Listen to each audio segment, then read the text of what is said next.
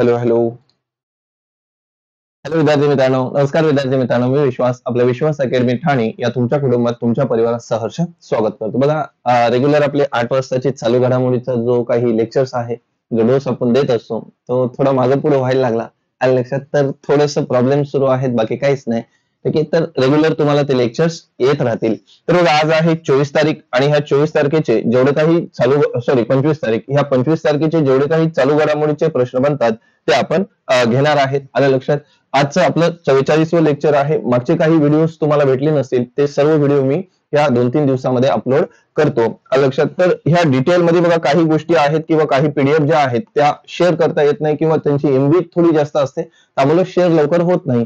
तर त्या आपण तुला ऍप्लिकेशन मध्ये टाकतो. ऍप डाउनलोड करा. विश्वास अकॅडमी ऍप डाउनलोड केला तर त्यामध्ये सर्व काही माहिती दिलेली आहे. लक्षात. डेली क्लासेस असतात, अनलिमिटेड व्ह्यूज आहेत, टेस्ट सिरीज आहेत, अशा सर्व गोष्टी आपल्या ऍपवर अवेलेबल आहेत. आता यामध्ये जर तुम्हाला काही बॅचेस असतील तर बघा, आपली गणिताची जी बॅच होती लाईव्ह बॅच, ती लाईव्ह बॅच संपलेली आहे.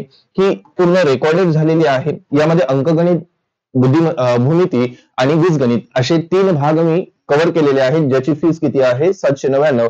त्यानंतर मराठी व्याकरण हा सुद्धा आपली लाईव्ह बॅच सुरू आहे. मराठी व्याकरणची लाईव्ह बॅच तुम्हाला घेता येईल. याची फीस सुद्धा किती आहे 799. त्यानंतर जर तुम्हाला ह्या दोन्ही कॉम्बो बॅच हव्या असतील तर त्या दोन्ही बॅच सुद्धा तुम्ही घेऊ शकताय. ज्याची फीस किती ठेवलेली आहे 1000 रुपये. यानंतर काही दिवसामध्येच बुद्धिमत्तेची खूप जणांनी मागणी केली, तर बुद्धिमत्तेची बॅच सुद्धा मी तुम्हाला देणार आहे. हिची सुद्धा रेकॉर्डिंग सुरू आहे. आलं लक्षात. जाऊया पुढे. बघा, काही जण पोलीस भरती करत असतील, त्यांना टेस्ट सिरीज हवं असेल तर आपली लाईव्ह टेस्ट सिरीज जी आहे ती ऍप्लिकेशनवर आहे. 100 रुपयामध्ये 100 पेपर 100 दिवसाच्या व्हॅलिडिटीसह आलेले आहेत. ही लेवल 1 आहे. लेवल 2 सुद्धा तुम्हाला बघायला भेटेल आणि लेवल 3 सुद्धा अवेलेबल होणार आहे. आलं लक्षात.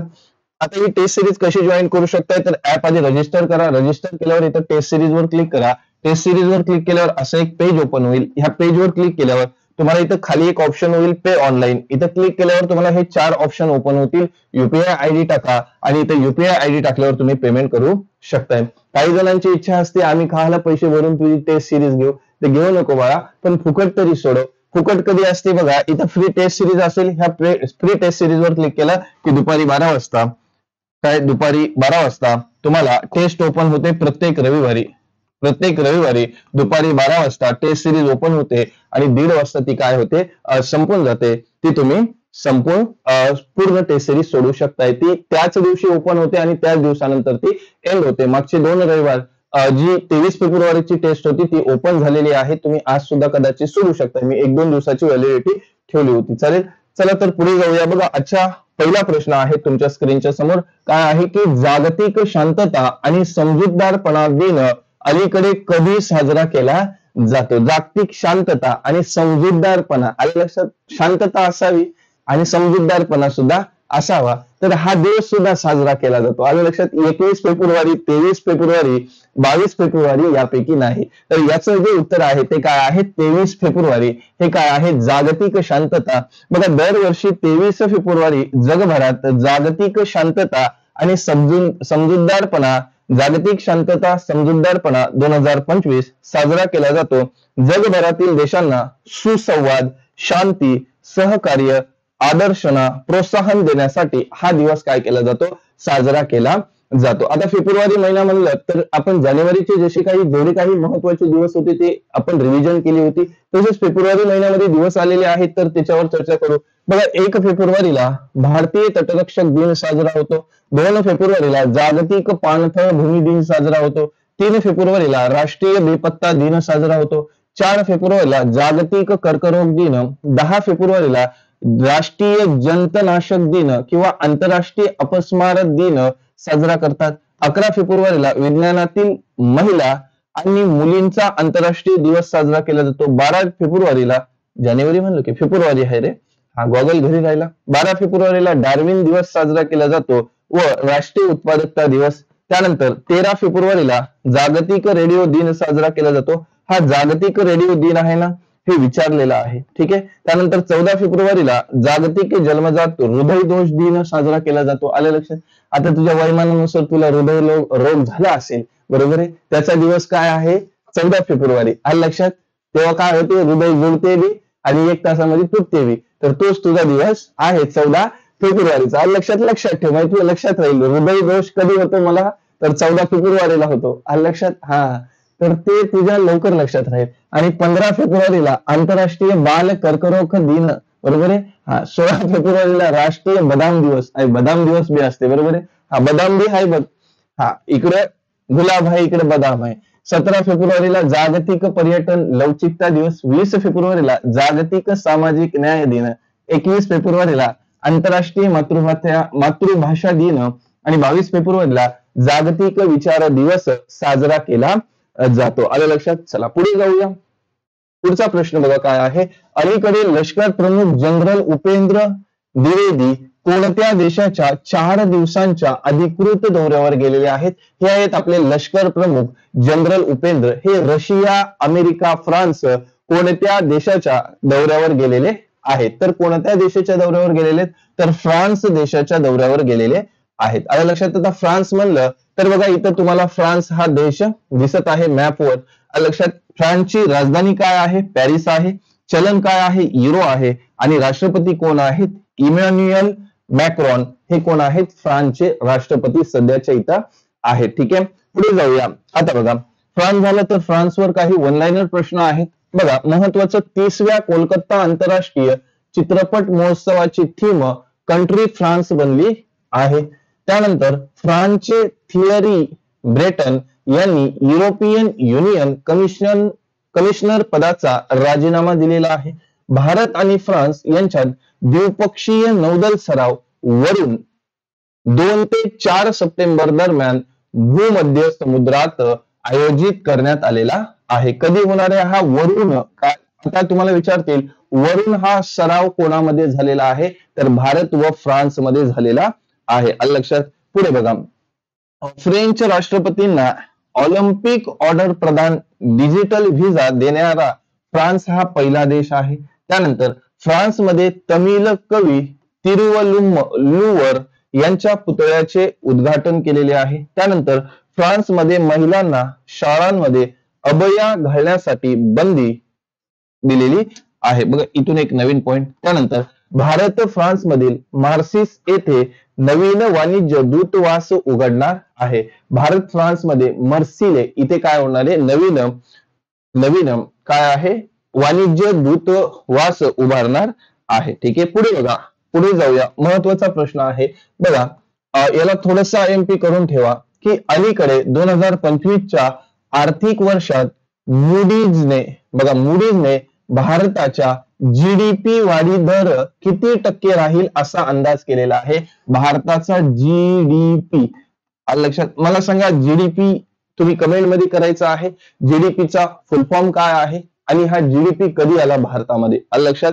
GDP भारतामध्ये कधी आलेला आहे? तरी काय विचारलं बघा. 2025च्या आर्थिक वर्षात मूडीजने भारताच्या GDP वाढीचा दर किती केलेला आहे? तर तो आहे 6.4%. किती आहे? 6.4% एवढा अंदाजे दरवाढीचा दर होऊ शकतो. आलं लक्षात. आता पुढे जर बघितलं तर बघा हे मूडीज एक आहे. त्यानंतर SBI, बरोबर आहे. SBI ने काय सांगितलं आहे?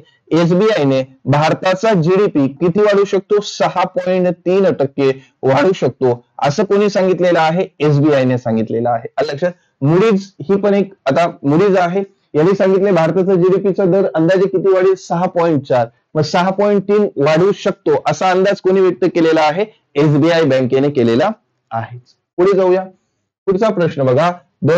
4 नंबरचा प्रश्न की आर्थिक आणि आर्थिक डेटाची उपलब्धता प्रदान करण्यासाठी RBI ने अलीकडे कोणते ऍप लॉन्च केलेले आहे? बघा एअर किंवा AI RBI, त्यानंतर RBI डेटा, त्यानंतर नमो RBI आणि यापैकी नाही. हे कशासाठी केलेलं आहे? बघा आर्थिक आणि आर्थिक डेटाची उपलब्धता प्रदान करण्यासाठी किंवा आदान प्रदान करण्यासाठी. बरोबर आहे. मग कोणता केलेला आहे? आता एखादा डेटा जर आपण आदान प्रदान करतोय तर मग एखादी गोष्ट जर आदान प्रदान होणार असेल तर मग ती एकदम लॉजिक जर विचार केला. आता AI RBI त्यानंतर नमो RBI, आपल्याला जर आदान प्रदानची गोष्ट तर एक विचार केला तर काय होणार आहे? डेटा आदान प्रदान होणार आहे.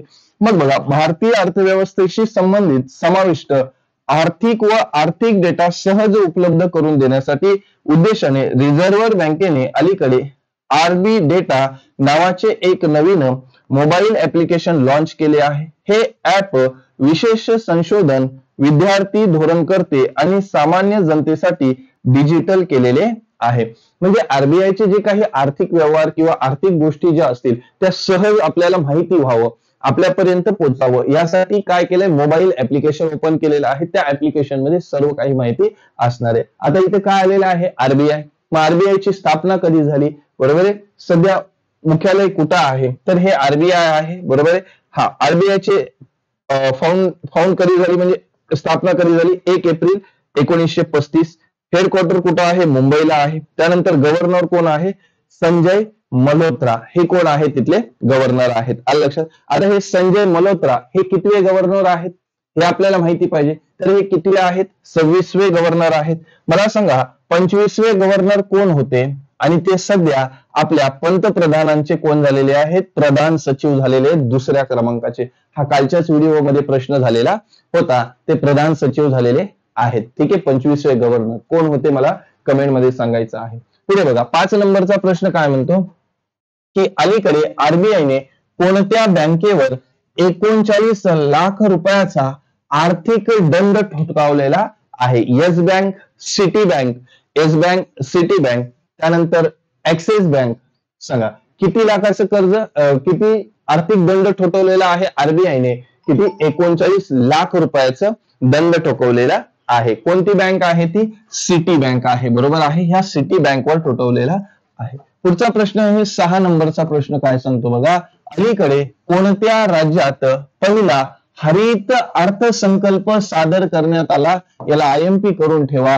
कोणत्या राज्यामध्ये पहिला हरित अर्थसंकल्प सादर केलेला आहे, बरोबर आहे. अर्थ, ओडिसा आहे, आंध्र प्रदेश आहे, राजस्थान आहे. तर त्या राज्याचं नाव काय आहे, राजस्थान. काय आहे, राजस्थान. बघा, राजस्थानाच्या उपमुख्यमंत्री आणि अर्थमंत्री दिया कुमारी. बघा, आपल्याला विचारलं जाऊ शकतो की राजस्थानचं अर्थमंत्री कोण आहेत, तर दिया कुमारी आहेत. आता हे का विचारलं जाऊ शकतं, इथला मुख्यमंत्री विचारलं जाऊ शकतो, इथला अर्थमंत्री विचारला जाऊ शकतो, इथला राज्यपाल विचारला जाऊ शकतो. का विचारला, कारण त्यांनी पहिला हरित अर्थसंकल्प सादर केलेला आहे. पुढे बघा, 2025-26 या आर्थिक वर्षासाठी राज्याचा पहिला हरित अर्थसंकल्प सादर केला. या अर्थसंकल्पाची एकूण तरतूद 5.37 लाख कोटी रुपये आहे. आपल्याला विचारतील की भारतातील पहिला हरित अर्थसंकल्प घोषित झाला ते किती रुपयाचा होता, तर 5.37 लाख कोटीचा होता. काय दिलेलं आहे यामध्ये, आरोग्य आणि शेतीसह वीज, रस्ते, पाणी यांना प्राधान्य. हे बजेट संयुक्त राष्ट्रांच्या शाश्वत विकास उद्दिष्टे SDGs 2030 च्या अनुरूप आहे. सरकारने 2.75 लाख नोकऱ्या, बघा राजस्थान किती नोकऱ्या देणार आहे, 2.75 लाख, बरोबर. 2.75 लाख म्हणजेच 1.25 लाख सरकारी आणि 1.5 लाख खाजगी असे निर्माण करण्याची योजना आखलेली आहे. एवढ्या नोकऱ्या जर दिल्या तर बेरोजगार राहील का कोणी, कोणीच नाही. कुणाचं प्रेम कुणाला सोडून जाईल का, होणार नाही. आलं लक्षात. मग एवढ्या नोकरी द्यावा. आलं लक्षात. मग तू काय गांजा वड, हे वड, ते धंदे तू करणार नाही, मग नोकरी द्यावा सरकारने. आता एका राज्यामध्ये एवढ्या नोकऱ्या दिल्या, आपल्या महाराष्ट्रामध्ये काय आहे, काहीच नाही, बरोबर. तू कट्ट्यावरच बसायला लागलास. हा, तर निर्माण करण्यासाठी योजना आखलेली आहे. पहिल्या अर्थसंकल्पात केलेल्या घोषणांपैकी 73% घोषणा पूर्ण केलेल्या आहेत. म्हणजे त्यांनी जेवढ्या घोषणा केल्या 73%, बाकीची कमाई त्यांच्या घशामध्ये. असं राजस्थान आलं, बरोबर आहे. मग राजस्थान कुठं आहे, बघ इथं आहे. बघ, हे भारत आहे आणि भारताच्या या कोपऱ्यावर काय आहे, राजस्थान आहे, आणि तो या प्रकारे तुला दिसतो. आलं लक्षात. मग राजस्थानवर काय महत्वाचं आहे, राजस्थानची राजधानी काय आहे, जयपूर आहे, माहित असावी. मुख्यमंत्री कोण आहेत, भजनलाल शर्मा, करा भजन. राज्यपाल कोण आहेत, हरिभाऊ किसनराव बागडे, बरोबर आहे. हा, बागडे असो, चांगले नाव आहे, भारी नाव आहे. तर मग राजस्थान म्हणलं तर काय, राजस्थानवर बघा, अजमेर मध्ये पहिल्यांदा अखिल भारतीय ट्रान्सजेंडर परिषद आयोजित करण्यात आलेली आहे. महत्वाचं आहे.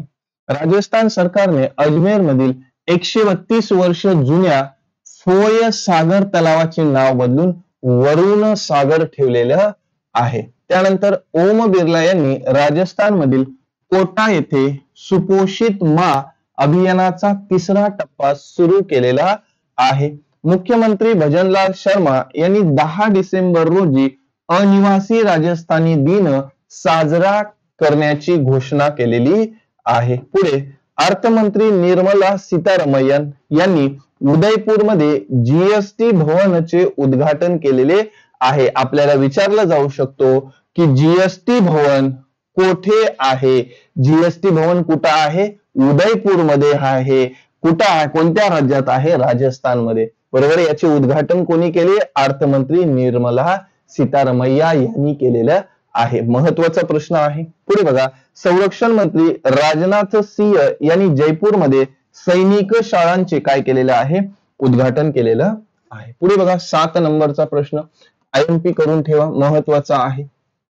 काय आहे की कोणत्या देशाने अलीकडे HKU5 CoV2 नावाचा नवीन वटवाघळातील कोरोना विषाणू शोधला आहे? बघा, माणसातील कोरोना गेला, आता यांनी वटवाघळातला कोरोना शोधून काढला. बरोबर आहे. ही कामं कोण करते? चीन करेल, दुसरा कोण करणार आहे? लक्षात. हे काम कोणाला नाही, फक्त चीनलाच जमते. बरोबर आहे. माणसातलं काढ, प्राण्यातलं काढ, काही काम धंदा नाही. बरोबर आहे. प्राणीच खा, माणसंच खा, कुत्रीच खा, सगळे करते. बरोबर आहे. मग हे कोण आहे? चीन आहे. बरोबर. त्यांनी वटवाघूळ मधला कोरोना शोधून काढला. काय करावं, चॅलेंज नाही. चीन कसं आहे? चिंगचॉंग, हे इकडे चीन आहे. बरोबर. लय भारी चीन आहे. इथं तुम्हाला दिसत असेल की चीन कशा प्रकारे आहे. ठीक आहे. चीन कशा प्रकारे तुम्हाला दिसत असेल. ठीक आहे. चल मग बघा, आता चीन म्हणलं तर हा भारत आहे. इथं तुम्हाला दिसत असेल हा आपला भारत, आणि भारताच्या इकडे बघा, भारत एवढंच आहे, चीन किती पसरलेला आहे बघा. चीन किती जबरदस्त पसरलेला आहे. लक्षात. हे चीन आहे. आता इकडे नेपाळ आहे, भूतान आहे. लक्षात. आता इकडे श्रीलंका आहे खाली, हे आहे. ठीक आहे. चीन मॅप तुम्हाला दिसत असेल. मग आता चीन म्हणलं तर चीन मध्ये महत्वाच्या गोष्टी काय आहेत बघा. 34वा IIT, लयच मोठं झालं की रे बा. 34वा IIT ITF, 34वा ITTF TATU आशियाई कप चीन मध्ये सुरू झालेला आहे. त्यानंतर चीन दक्षिण चीन समुद्रात, बघा चीन हा दक्षिण चीन समुद्रात खोल पाण्यात अवकाश स्थानक बांधणार आहे. अरे बा, बघ कुठे गेले ते? पाण्यात गेले. लक्षात. समुद्राच्या खोल पाण्यामध्ये अवकाश स्थान बांधणार आहे. चॅलेंज नाही ना, काही करतील. बरोबर आहे. चीनच्या फुजियान प्रांतात सापडलेला सर्वात जुना जुरासिक पक्षी जीवाश्मय सापडलेले आहेत. बरोबर आहे. बघा तिथल्या शहराचं नाव काय आहे? फुजियान. काय चॅलेंज नाही त्यांना. लक्षात. त्यानंतर बघा, US ग्रीन बिल्डिंग काउन्सिलच्या वार्षिक क्रमवारीत चीन अव्वल स्थानी आहे, म्हणजे प्रथम स्थानी आहे. त्यानंतर पानामाने चीनच्या बेल्ट अँड रोड इनिशिएटिव्ह मधून माघार घेतलेली आहे. त्यानंतर चीनमध्ये 9व्या आशियाई हिवाळी खेळांची सुरुवात झालेली आहे. चीन शास्त्रज्ञांनी अल्झायमरचे लवकर निदान करण्यासाठी नवीन आवाज आधारित पद्धत सुरू केलेली आहे किंवा शोधलेली आहे. 8 नंबरचा प्रश्न काय सांगतो की अलीकडेच कोणत्या देशातील माउंट डुकोना ज्वालामुखीचा उद्रेक झालेला आहे? महत्वाचं आहे. ज्वालामुखीचा काय झालेला आहे? उद्रेक झालेला आहे. लक्षात. कोणता आहे बघा, काय? माउंट डुकोनो ज्वालामुखीचा उद्रेक झाला. ही कुठं आहे? जपानमध्ये आहे, ऑस्ट्रेलियामध्ये आहे की इंडोनेशियामध्ये आहे? आलं लक्षात. कुठं आहे? तर इंडोनेशियामध्ये आहे. कुठं आहे? इंडोनेशिया. आता इंडोनेशिया म्हणलं तर इंडोनेशिया तुम्हाला इथं दिसत असेल. बरोबर आहे. हे भाऊ मस्त गांधी टोपी घालून बघा. इंडोनेशिया काय जबरदस्त आहे. बरोबर आहे. बघा याची राजधानी काय आहे? जकार्ता. चलन काय आहे? Indonesian rupiah. आणि राष्ट्रपती कोण आहेत? Prabowo Subianto. बरोबर आहे. हे आहेत राष्ट्रपती. लक्षात. हे आहे इंडोनेशिया. इथं तुम्हाला दिसत आहे. हे काय आहे? इंडोनेशिया. आलं लक्षात. किती मस्त दिसतंय. जायचं का फिरायला? जाऊया. बरोबर आहे. खर्च तुम्ही करा, मी फक्त येईल बावडीने माझ्या. पुढे बघा, आता इंडोनेशिया म्हणलं तर एवढं दिलदार कोणी नसते. इंडोनेशियामध्ये 5वा बहुपक्षीय नौदल सराव कोडोमा पार पडलेला आहे. त्यानंतर इंडोनेशियात माउंट येगू ज्वालामुखीचा उद्रेक झाला. इथं लई ज्वालामुखीचा उद्रेक होतो बघा इंडोनेशियामध्ये, बरोबर आहे. तुम्हाला नेऊन तिथंच सोडावं काय, असे तुम्ही कुठली ज्वालामुखी खतरनाकच आहे, बरोबर. तिथली ज्वालामुखी बंद करून टाका, चॅलेंज नाही तुम्हाला. बघा इंडोनेशियात माउंट आबू ज्वालामुखीचा उद्रेक झालेला आहे. इंडोनेशिया ब्रिक्स गटाचा पूर्ण सदस्यत्व बनलेले आहे. 2025च्या प्रजासत्ताक दिनाचा प्रमुख पाहुणे इंडोनेशियाचे राष्ट्रपती होते, बरोबर. आपल्या प्रजासत्ताक दिनाचे, बरोबर, आपल्या प्रजासत्ताक दिनाचे प्रमुख पाहुणे कोण होते? इंडोनेशियाचे राष्ट्रपती होते. भारत आणि इंडोनेशियामध्ये दहशतवाद विरुद्ध सहकार्य मंजूर करतात. त्यानंतर प्रोबोवो सुबियांतो इंडोनेशियाचे नवे राष्ट्रपती बनलेले आणि हेच काय आले होते? भारताच्या दौऱ्यावर आले होते. इंडोनेशियातील माउंट लेवोटोबी ज्वालामुखीचा उद्रेक झालेला आहे. इथे झाली बघा माउंट आबू, इथे कोणती झाली? लेवोटोबी ज्वालामुखी. इंडोनेशियातील मरापी ज्वालामुखीचा सुद्धा उद्रेक झालेला आहे. असे 3 उद्रेक झालेले आहेत इंडोनेशिया. पुढचा प्रश्न 9 नंबरचा काय म्हणतो की अलीकडेच्या अहवालानुसार 2027 पर्यंत भारताची वीज मागणी किती टक्क्यांनी वाढण्याची अपेक्षा आहे? भारताची वीज मागणी किती टक्क्यांनी वाढण्याची अपेक्षा आहे? 5.1%, 6.3%, 5.8%. तर याचं उत्तर काय असणार आहे? तर 6.3% वाढण्याची काय आहे? अपेक्षा आहे. पुढे बघा 10 नंबरचा प्रश्न काय सांगतो की STPI ने अलीकडे नवीन IT इन्क्युबेशन सुविधा कोठे सुरू केलेली आहे? मग चेन्नई, बंगळूर, कोलकाता आणि यापैकी नाही. आलं लक्षात? आता काय STPI ने कोणती सुविधा? नवीन IIT इन्क्युबेशन सुविधा कोठे सुरू केलेली आहे? तर कोठे सुरू केलेली आहे? कोलकाता येथे सुरू केलेली आहे. आता IIT आलेला आहे, तर आपण IIT संबंधी काही प्रश्न आहेत का? नाही टाकले.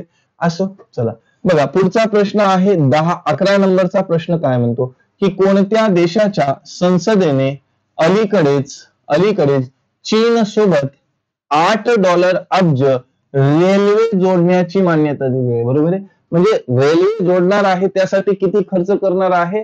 $8 अब्ज एवढा खर्च करणार आहे. मालदीव आहे, व्हिएतनाम आहे, श्रीलंका आहे. काय असणार आहे? तर बघा याचं जे उत्तर आहे काय असेल?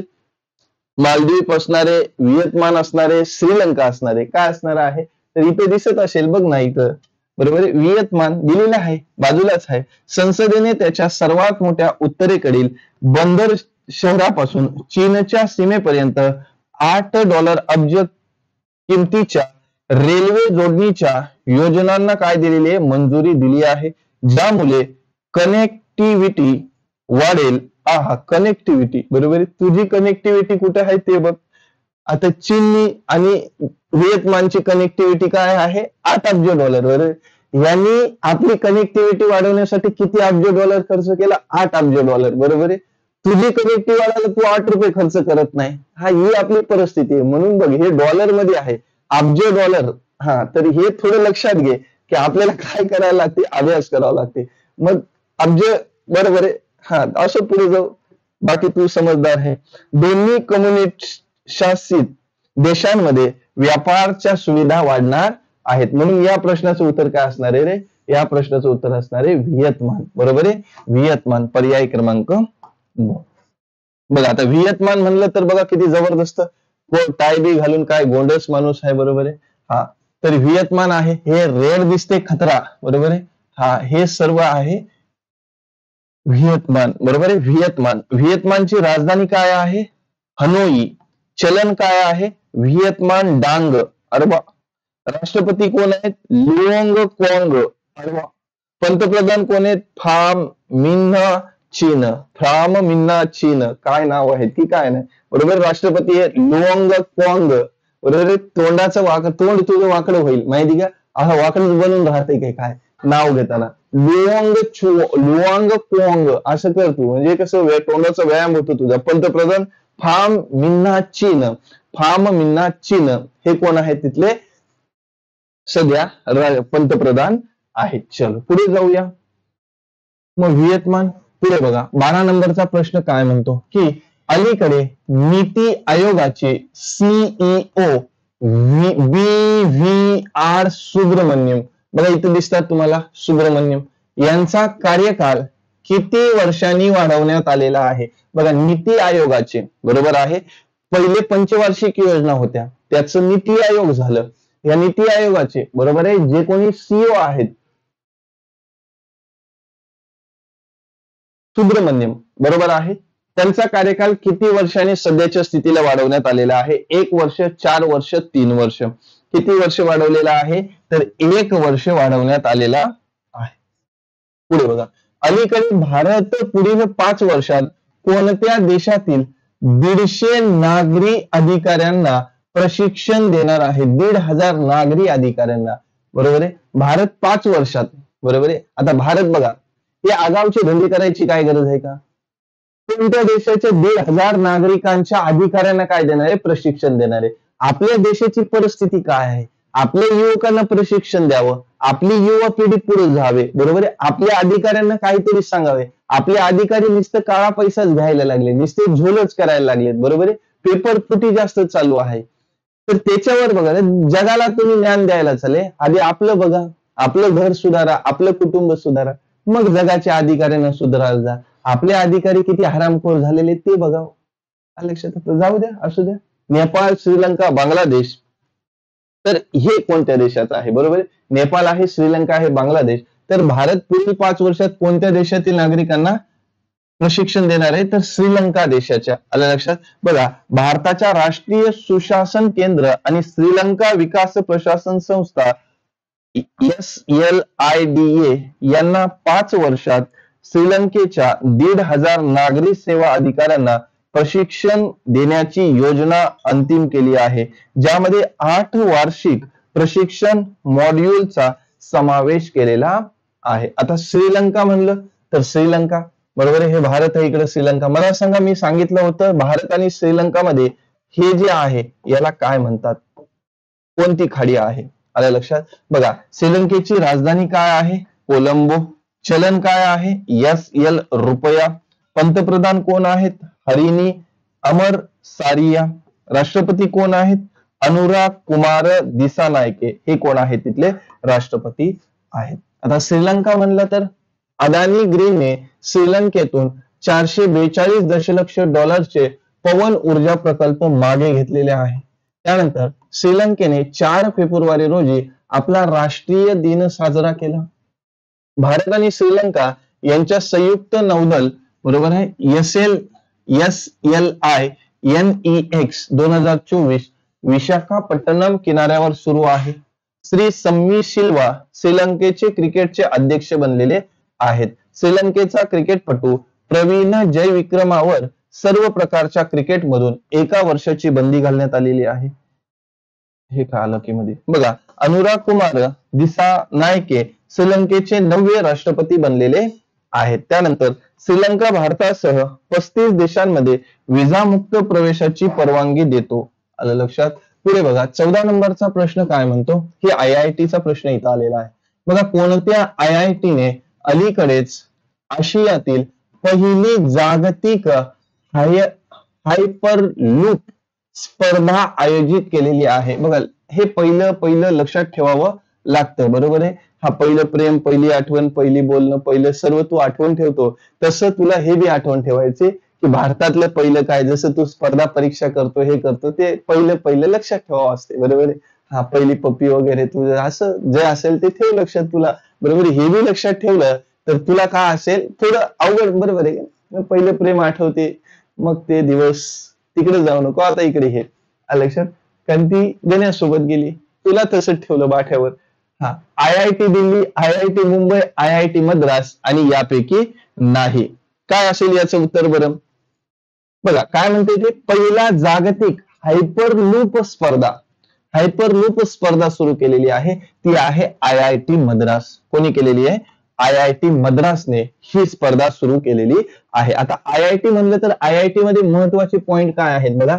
IIT मद्रासने स्वदेशी अंतराल चिप IRIS विकसित केलेली आहे. त्यानंतर IIT कानपूरने शेतकऱ्यांसाठी सौर निर्जलीकरणाची तंत्रज्ञान विकसित केलेले आहे.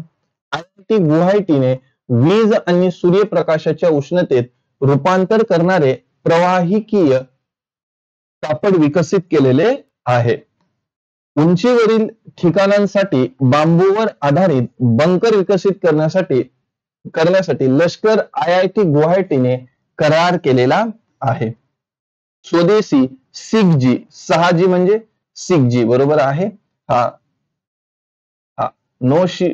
6G 6G 5G 4G बरोबर आहे. आता 6G आलेले आहे. ऑप्टिकल चिप सेंटर साठी C.DOT ची IIT मुंबई सोबत भागीदारी झालेली आहे. IIT मद्रासने आशियातील सर्वात मोठ्या उथल लाटांच्या बेसिनचे अनावरण केलेले आहे. त्यानंतर UT गुवाहाटी कर्करोग उपचारांसाठी इंजेक्शन करण्यायोग्य हायड्रोजेल विकसित केलेले आहेत. पुढे जाऊया. IIT वर एवढं महत्वाचं आहे. त्यानंतर आजचा शेवटचा प्रश्न आहे की कोणत्या मंत्रालयाने अलीकडेच बॅराइट, फेल्डरस्पार, अभ्रक आणि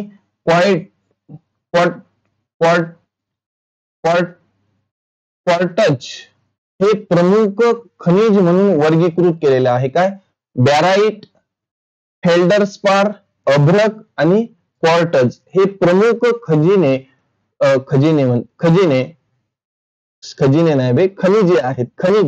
म्हणून वर्गीकृत केलेले आहेत. बघा कोणकोणते खनिजे आहेत ते? बॅराइट, फेल्डरस्पार, अभ्रक आणि क्वार्टज हे प्रमुख खनिजे आहेत. हे खजिनेच म्हणतो मी. काय आहेत?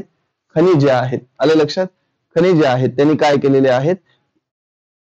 वर्गीकृत केलेले आहेत. हे शिक्षा मंत्रालयाने केलेले आहेत, खान मंत्रालयाने केलेले आहेत का पेट्रोलियम मंत्रालयाने केलेली आहेत? कोणी केलेली आहेत? तर ही जी खनिजे वर्गीकृत केलेली आहेत ती खान मंत्रालयाने केलेली आहेत. बघा खान मंत्रालयाने अलीकडे बॅराइट, फेल्डरस्पार, अभ्रक आणि क्वार्टज हे गौण खनिजांच्या यादीतून काढून टाकले आहेत. त्यांना राजपत्रित अधिसूचनेद्वारे प्रमुख खजिनांच्या श्रेणीत समाविष्ट केलेले आहेत. या अभियानात देशातील महत्वाच्या खनिजांचे अन्वेषण आणि उत्खनन करण्याची कल्पना आहे. चल, हा होता आजचा शेवटचा प्रश्न. कालच्या व्हिडिओचा एक प्रश्न होता, आलं लक्षात? तो काय आहे बघा की अलीकडे अमेरिकन तपास संस्था FBI चे संचालन कोणी केलेले आहे? आलं लक्षात? तर याचं आहेत एम मोहन, राजेश निर्वा आणि काश पटेल आणि यापैकी नाही. तर याचं जे उत्तर होतं ते काय आहे? काश पटेल. मग महत्वाचे वन लाइनर प्रश्न आपण बघू. आपल्या जेवढे काही आहेत ते बघा. ब्राझीलने OPEC प्लस मध्ये सामील झालेला आहे. मोहम्मद शामीने भारताकडून सर्वात जलद 200 विकेट घेणारा गोलंदाज ठरलेला आहे. भारतीय लष्कराने पूर्व कमांडरचे मुख्यालय असलेल्या फोर्ट विल्यम नाव बदलून विजयदुर्ग असे ठेवलेले आहे. कालबाह्य औषधांच्या शस्त्रोक्त विल्हेवाटीत केरळ अव्वल स्थानी आहे.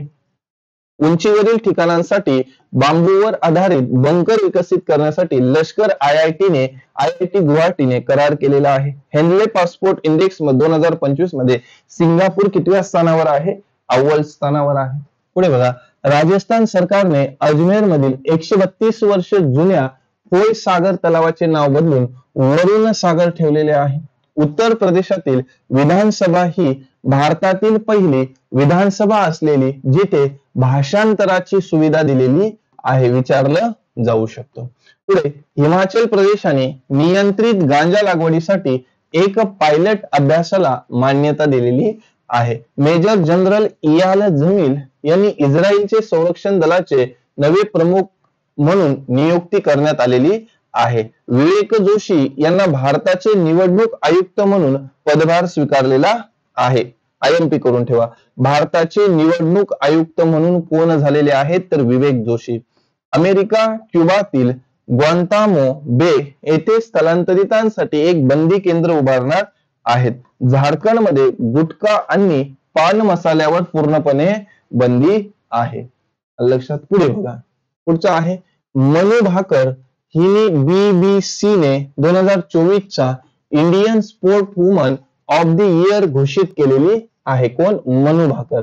मला सांगा मनू भाकर ही कोणत्या खेळाशी संबंधित आहे? कमेंट मध्ये सांगा. बघा, SBI कार्डने सलीला पांडे यांची MD आणि CEO म्हणून काय केलेली आहे? नियुक्ती केलेली आहे. टाइम मासिकने पौर्णिमा देवी बर्मन यांची 2025 ची वुमन ऑफ द इयर म्हणून निवड केलेली आहे. जगातील सर्वात श्रीमंत महिलांच्या यादीत एलिस वॉल्टन अव्वल स्थानावर आहे. बघा, महिलांच्या यादीमध्ये. त्यानंतर पंकज मिश्रा यांनी त्यांचे नवीन पुस्तक द वर्ल्ड आफ्टर गाझा प्रकाशित केलेले आहे. कार्बन तटस्थान साध्य करण्यासाठी उत्तराखंड सरकारने आइसलँड सोबत काय केलेलं आहे? करार केलेला आहे. अमेरिकेनंतर आता अर्जेंटिनाने WHO सोडण्याचा काय घेतलेला आहे? निर्णय घेतलेला आहे. आणि तुमच्यासाठी प्रश्न काय असणार आहे? बघा, तुमच्यासाठी भारतातील कोणत्या राज्यात अलीकडे सर्वाधिक गिधाडे आढळलेली आहेत? बरोबर, तू बी एक गिधाडच आहेस, तर तू कुठं आढळतो ते बघ. आणि मग भारतात काय म्हणते? अलीकडे सर्वाधिक गिधाडे कुठे आढळतील? लक्षात, तू तुझ्या गावात आढळतो, तर तुझ्या गावाचं नाव इथं नाहीये. ओडिशा आहे, आंध्र प्रदेश आहे आणि मध्य प्रदेश आहे. लक्षात. तर हे तुला समजलं असेल. याचं उत्तर तुला कमेंट मध्ये द्यायचं आहे. चालेल. बाकीचं कोर्सेस आहेत, त्या कोर्सेस बद्दल तुला माहिती आहे. आपलं ऍप डाउनलोड कर, यावर सर्व माहिती दिलेली आहे. ओके, चालेल. ठीक आहे. हे टेस्ट सिरीज आहे, टेस्ट सिरीज सुद्धा तुम्ही लावू शकता. ओके, ते टेस्ट सिरीज कशी जॉईन करायची हे सुद्धा सांगितलेलं आहे. ओके, हे होतं लेक्चर. लेक्चर कसं वाटलं कमेंट मध्ये नक्की सांगा. व्हिडिओ आवडत असेल लाईक करा, आपल्या मित्रांना शेअर करा. मी जेवढे काही करंट अफेअर्सचे व्हिडिओ राहिलेले तेवढे तुम्हाला मी लवकरात लवकर देण्याचा प्रयत्न करेल. लक्षात, जेणेकरून तुमचा जे काही रिव्हिजन आहे ती लवकरात लवकर होईल. चालेल. आज थांबूया. आजच्यासाठी एवढंच. जय हिंद, गुड बाय, वंदे मातरम.